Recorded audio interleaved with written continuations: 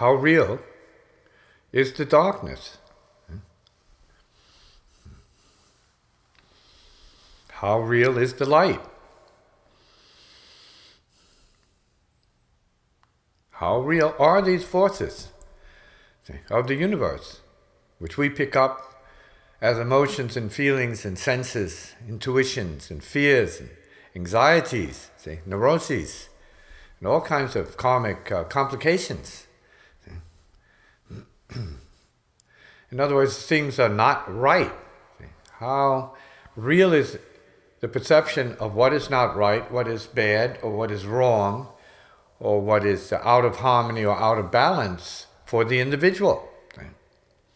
So perception and self-recognition is very important to this process of discerning the spirits, that is the levels and the types of energies and rays and forces of the subtle realms, which we are swimming in. We're living in the subtle realms. It's just not all about the gravitational forces of the earth, which give us a certain kind of sense of solidity and concrete reality, something that, as we say, is real because it's physical. Your breath is real, but it's not altogether physical. See? It's etheric.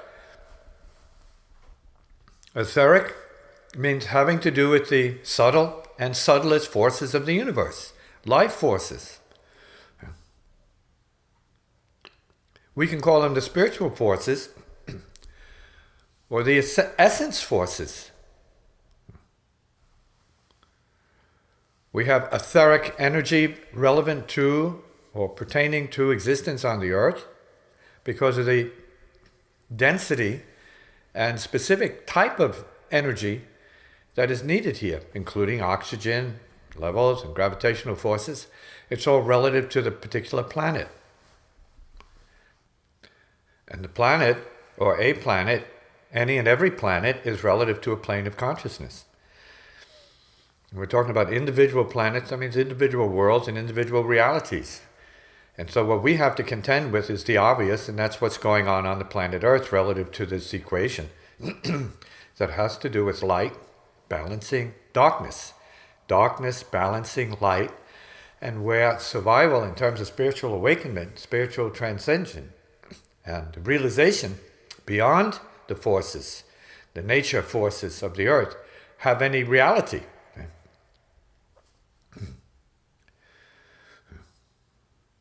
And so the reason why this comes up is because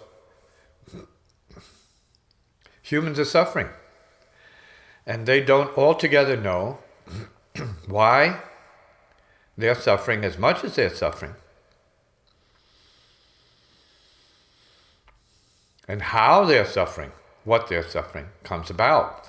So this is part of the awakening process and what spiritual practice is about as an ongoing process.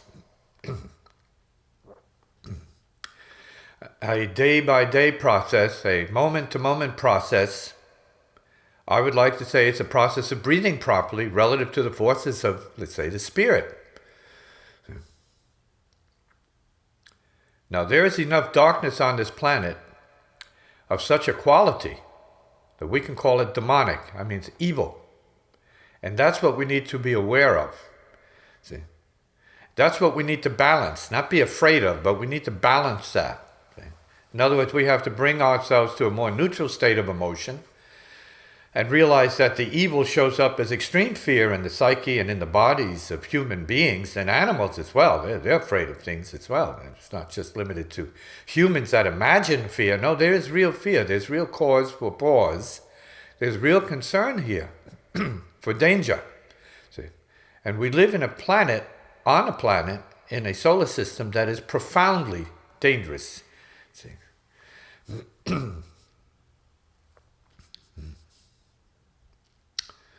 Death is imminent. See?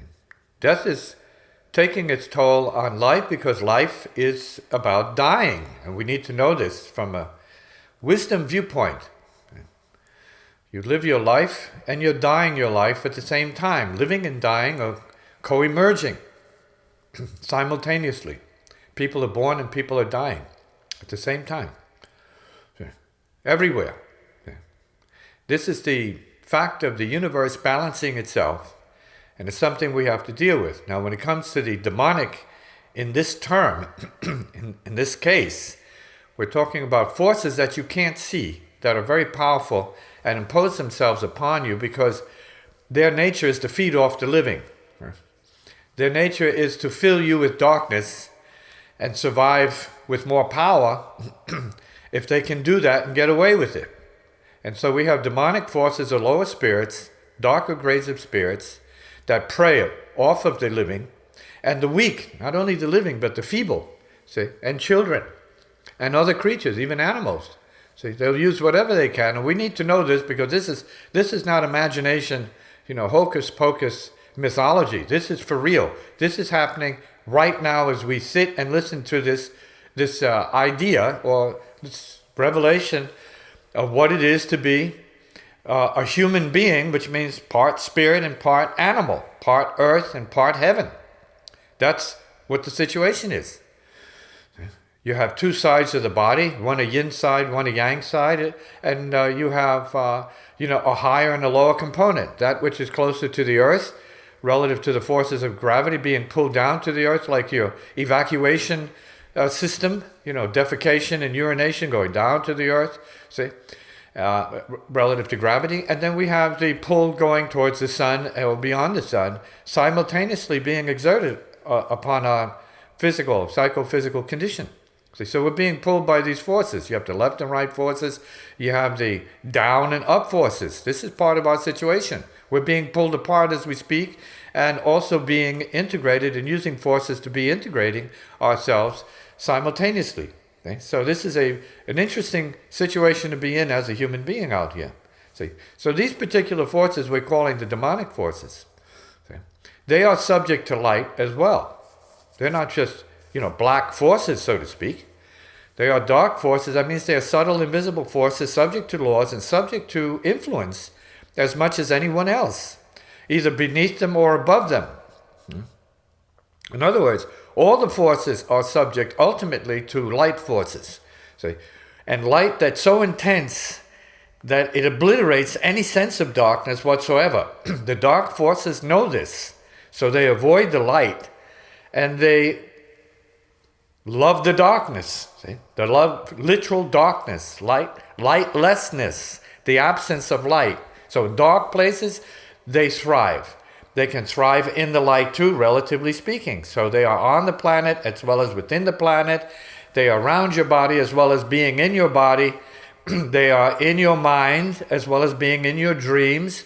And they'll be wherever they need to be because they can get away with it. These are subtle forces. So we need to be aware of it because the best way to be sensitive to these things is to sense it. To know when the vibes are strange, know when the vibes feel weird. And you need to change and control that because your origin, your spiritual origin is pure light. So you can revert to that. You can flip any emotion on the spot. Any emotion, good or bad, high or low, you can flip it on the spot. Because your original nature and what realization is about, in a spiritual sense, is being clear. Our potential is clear light. We are born of and return to clear light. That is the static condition. Okay? Awareness is the static condition of human nature and of cosmic nature. It just is awareness, self-awareness. Not ego awareness, but knowingness itself. Okay? Animals have it, microbes have it. All the atoms of the universe are what this is. See? It has nothing to do with self or ego or any of this other psychological junk or psychic junk that we can put on it. No, it just is what it is. We can also say that it couldn't be what it is unless there was something that was its source. That source is spirit, a mysterious reality. Okay? But the fact of the universe, the fact of life, without it there would be nothing. And in fact, with it there is nothing. See? Nothing to suffer. As it, there is nothing to suffer. So we need to get from the ordinary state of human unenlightenment, human fear, human suffering, and get to what it's all about and where it's going. If we're here to die, that means we're here to move into something else. We're here to not be here. See? And that's relative to the physical state. We have to carry that. We have to take a quantum leap now in imagination and intelligence, say, well, we don't have to be here because we're not here. If we're going somewhere else, that means we're already not here. See, so the already not here means there's other states of consciousness that enable us to perceive what is called past, present, and future. And that has to do with this understanding, as I just mentioned, of the neutrality and the pure state of consciousness as a possibility of that which is all change and thus beyond change, all form and thus beyond form. So we are also the non-form. In other words, we are the spirit, but not in terms that we think that serve the ego and self-building BS and nonsense that is self-divisional and self-confusing and political. We're not here to be discussing the political side of what, say, spirit is, because it's beyond politics. It has nothing to do with politics. See, spirit is immaterial reality. Okay? Too subtle for politics. People just talk about spirit, but they're not living from spirit because they don't know what it is to live from spirit. Certain masters that come through talk about it, and certainly in terms of Christian history, then you have the saints, the geniuses, the extreme practitioners. See, what were my heroes back in the day?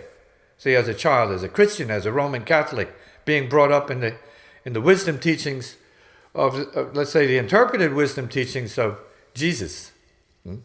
The exorcist, see, the spirit chaser, see, the adept, the yogi, the eccentric, see, the radical,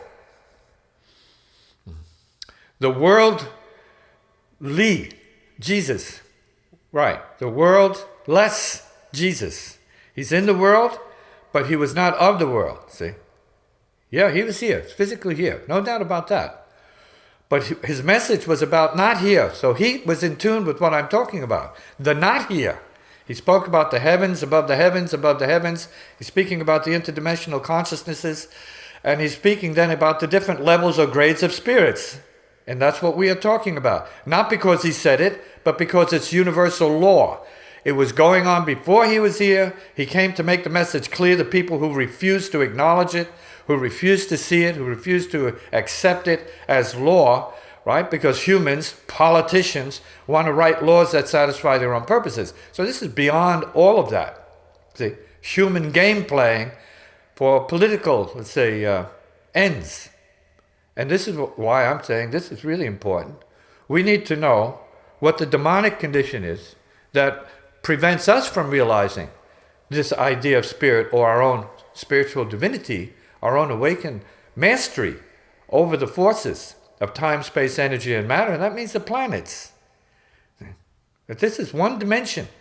This is a physical dimension of planets. Then you have the astral dimension of planets and infinite beings. And you have the causal dimension, the memory dimension of planets and realities and worlds and individual beings, infinite individual beings subject to it, or spirits. Then we're really talking about the spirits. And then we have the mental, the mental, lower mental, where we have thoughts, zillions and infinite levels of thoughts that have to do with creatures we couldn't stand to look at for 1 second. And there are infinite varieties of these beyond our field.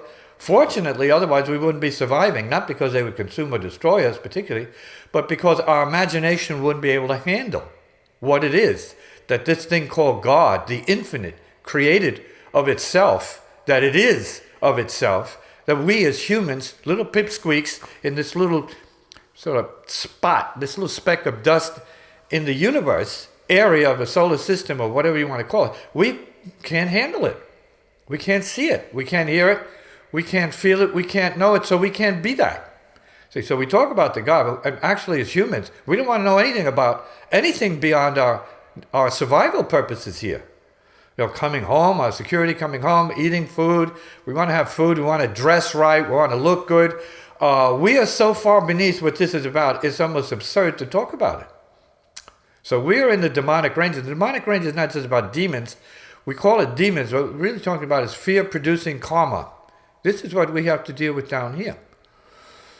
Because that's what holds us back as humans. And if we're playing warriors against our own kind, which is kind of a schizoid proposition as it is, we have to kill ourselves and kill anybody that looks like a human and find sport in that. There's something wrong here with the circuitry.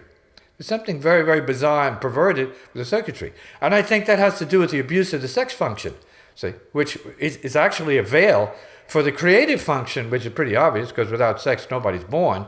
So we're talking about the capacity and the function we have to create and extend life, right? Procreate. Perverted means we wind up in warfare that's completely unnecessary and absurd. Because what we're talking about then is conflict. Then sex as a function of conflict in terms of the male and female polarity is abused. See, it's abused. Too much is abusing our function. Too much is avoiding the balance that this brings once we are able to understand that physical sex corresponds to something much higher. And that means recreation of intelligence. Not just making bodies, see, but making intelligence, making brains, so to speak, rewiring brains. And this is what we need to be looking at, is what is the human potential? And if we're having lots of so-called natural animal-based sex, is it making people happier for real? Is it making people more complete? Is it making people more enlightened, more intelligent, more productive, more compassionate? See? More wise? Is it really? If it is, then use it accordingly. But for those who have awakened to the point where they need to find peace in their lives, not do things to create more conflict, see, more self-division, more warfare out here, which is what we're talking about now is a sign of the demonic forces. See? Suffering, conflict, self-conflict, anger, see. And the perversion of, let's say, our functions, see, and our, let's say, virtues, our virtue that we would consider to be having more to do with our spiritual potential. See? We're talking about humility, we're talking about compassion, we're talking about wisdom. These are our virtues. See?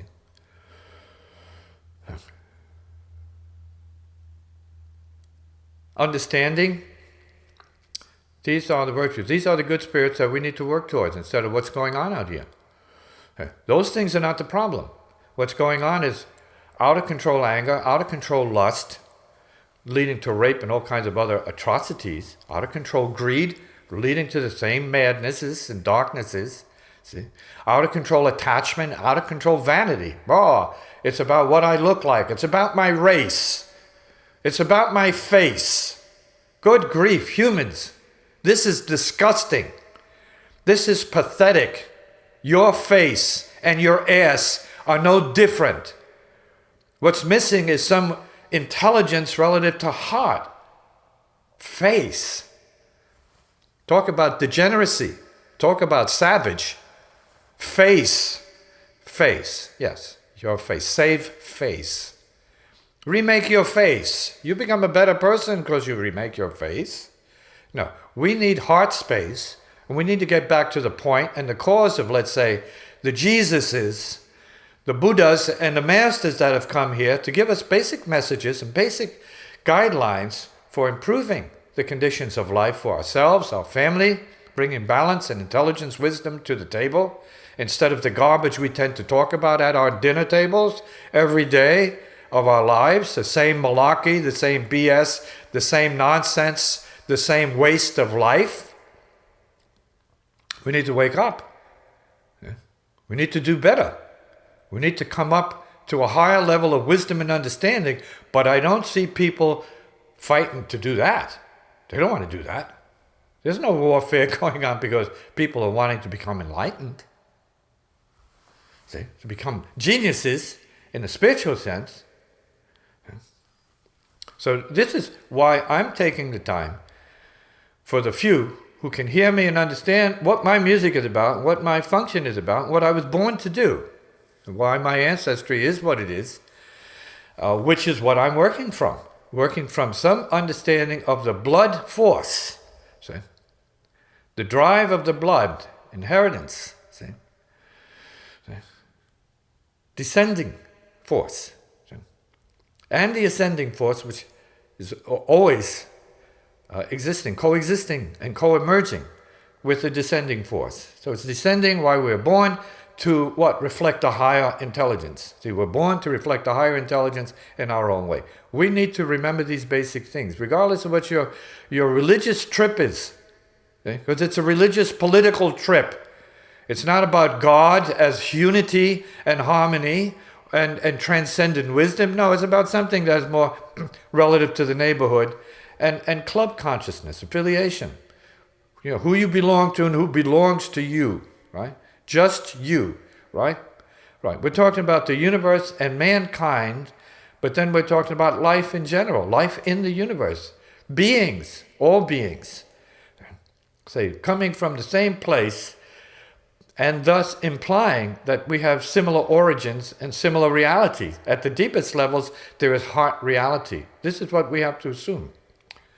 That if there was a God that created this mess, there should be a God that has understood what we need. That is most important, and that is to get the heart and love. See, this presence of love, which might be the only and true God out here. Love. If it's not that, what is it and what good is it if it's not that? And if without that, it's just dog eat dog, well then, welcome to the party, folks. On the other hand, wisdom, common sense, is what we need to work from for those who are intelligent enough and capable enough to put it into good practice. Thank you very much, Hugh.